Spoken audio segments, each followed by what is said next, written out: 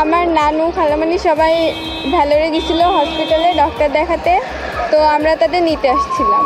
তো নানু আর খালামণিকে নিতে আসছিলাম। হ্যাঁ, এখন বাংলাদেশে ফিরব। হ্যাঁ শুনছি, আর দেশে তো কোনো যোগাযোগ নেই আমাদের কারোর সাথে। দেশে কোনো ইন্টারনেট ওয়াইফাই কোনো কিছুই নাই, তার জন্য যোগাযোগ করতে পারছি না। হ্যাঁ, এখন আমাদের একটা হতাশা কাজ করছে যে আমরা ওই পাশে যে কি করব, কোনো কিছু যোগাযোগ নেই, মানে সব কিছু অনিশ্চয়তা আর কি। হ্যাঁ, এখন গাড়ি পাবো কিনা সেইটা তো জানি না, সব কিছু অনিশ্চয়তা। এখন দেখা যাক, আমরা বর্ডার পার হয়ে দেখি কি হয়। হ্যাঁ, আতঙ্ক তো কাজ করবেই, কারণ দেশে যেহেতু এই অবস্থা। আমি ঢাকার কাছাকাছি দিয়ে শিবচর বলে জায়গা আছে, ওইখান থেকে আসলাম। ইন্ডিয়ান? হ্যাঁ, আমি ইন্ডিয়ানে। বাংলাদেশ অবস্থা খুব খারাপ, কোনো গাড়ি বাস কিচ্ছু চলছে না। সে আমি লোকের বাইকে করে করে আমার আসতে হলো। আমার দুদিন বাদে আমার ভিসাটা শেষ হয়ে যাচ্ছে, ওই জন্য আমার চলে আসতে হলো। কালকেও একবার বেরিয়েছিলাম, আসতে পারিনি। কালকে পরিস্থিতি খুব খারাপ, খুব খারাপ। মানে হ্যাঁ হ্যাঁ হ্যাঁ, ভয় তো রয়েছেই। দুদিন বাদে ওখানে দেখলাম যে পরিস্থিতি, যে কোনো দোকানপাট কিচ্ছু খোলা নেই, সব কিছু বন্ধ মোটামুটি। এখন বাস গাড়ি কিচ্ছু চলছে না, কিচ্ছু চলছে না। আমি বাইকে করে আমার আসতে হলো, কোনো কিচ্ছু চলছে না। হ্যাঁ, মোটামুটি কিছু কিছু খাবার ফাবার পাচ্ছি, ম্যাক্সিমাম দোকান ফোকান তো বন্ধই, সব বন্ধ, সব কিছু বন্ধ। আসার ক্ষেত্রে কী কী ধরনের অসুবিধা? আসার ক্ষেত্রে অসুবিধা বলতে আমার তো কোনো গাড়ি বাস তো কিচ্ছুই পাইনি, খালি আমি বাইকে করে করে আমার আসতে হয়েছে। ওখানে একজন বাড়িতে ঘুরতে গেছিলাম। তো পেট্রাপোলে পুরোপুরি প্রভাব। পেট্রাপোল তো সকালে উঠে তাকিয়েই থাকে বাংলাদেশের দিকে। বাংলাদেশ থেকে লোকজন আসবে, তার উপরে ব্যবসা হবে। শুধু পেট্রাপোল না, এই অঞ্চলটাই তার উপরে যুক্ত।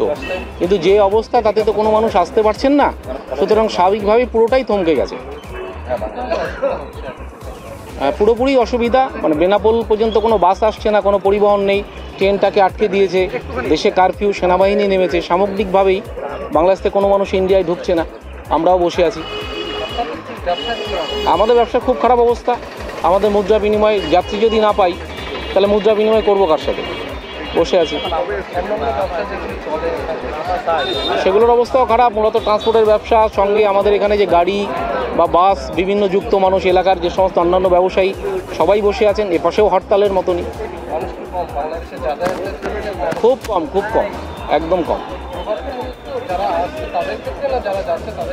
যারা আসছে তাদের ক্ষেত্রেই প্রভাব। তারা তো পৌঁছতে পারছে না, ঢাকা থেকে এ পর্যন্ত আসার কোনো ওয়েই নেই, সুতরাং তারা আসবেন কি করে? যাওয়ার ক্ষেত্রে অনেকে যাচ্ছে, আস্তে আস্তে গিয়ে হয়তো যশোর থাকছে, ভেঙে ভেঙে এগোচ্ছে, পুরো যেতে পারছে না। মুহূর্তে আজকের দিনের খবর, সকালে আমরা 30-35 গাড়ি এক্সপোর্ট করেছি। আমদানি হয়নি বললেই চলে। তারপরের থেকেই বন্ধ। এলপিআই আধিকারিকের সঙ্গে আমাদের টেলিফোনে কথা হয়েছে, তিনি বলছেন সিচুয়েশন স্বাভাবিক হলে আমাদেরকে জানাবেন। অর্থাৎ আমরা আপাতত এক্সপোর্ট ইম্পোর্ট বন্ধ রেখেছি, বিশেষ করে এক্সপোর্ট বন্ধ রেখেছি। সকাল থেকে 34 থেকে 35 গাড়ি গেছে। পরের কোনো গাড়ি 0 পয়েন্ট মুভমেন্ট করছিল, তখনই আমাদের স্টপ রাখার কথা বলা হয়েছে। সেটা 9টা, 9:30টার পরে। অর্থাৎ আমরা ধরা যেতে পারে 9:30, 9:10 থেকেই বন্ধ আছে। অর্থাৎ এটা চলবে 2-2.5 ঘন্টা বন্ধ আছে। এবং এটা যতক্ষণ আমাদের ফার্দার কোনো ইনস্ট্রাকশন দেবে ততক্ষণ আমরা রপ্তানির দিকে আর এগোবো না, কারণ আমাদের ড্রাইভারদের নিরাপত্তাটা অনেকটাই বেশি বলে মনে করছি, গুরুত্ব দেওয়া উচিত। আমরা বাংলাদেশের সঙ্গে যখন ব্যবসা করি, উভয় পাশে আমাদের সাংগঠনিক পর্যায়ে বিভিন্ন আপডেট আলোচনা হয়। হোয়াটসঅ্যাপ আধুনিক প্রসেস যেটা আছে, সেটাও বন্ধ আছে। আমরা বাংলাদেশের সরকারি কোনো লোকের সঙ্গেও কথা বলি, কি হয়েছে, কেমন কি সমস্যা হয়েছে, ওরাও কথাবার্তা বলে। এই মুহূর্তে সে কথা বলার সুযোগটাও আমরা হারিয়েছি। তারাও আমাদের কোনো আপডেট এই ব্যাপারে দিতে পারছে না। সেই নিরুপায় হলে আমরা আমাদের এলপিআই যিনি আধিকারিক বা যারা দায়িত্বে আছেন গভর্নমেন্টের, তাদের সঙ্গে কথা বলেছি। তারা বাংলাদেশে কোনোভাবে লাইন করে কথা বলে আমাদেরকে এই আপডেট দিয়েছে যে আপাতত এক্সপোর্ট আপনারা করবেন না, আপাতত বন্ধ থাক, পরিস্থিতি স্বাভাবিক হোক, আমরা জানাবো।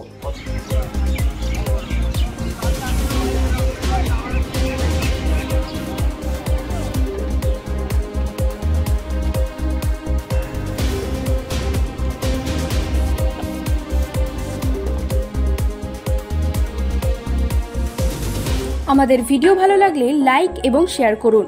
কমেন্ট সেকশনে গিয়ে জানান আপনাদের মতামত।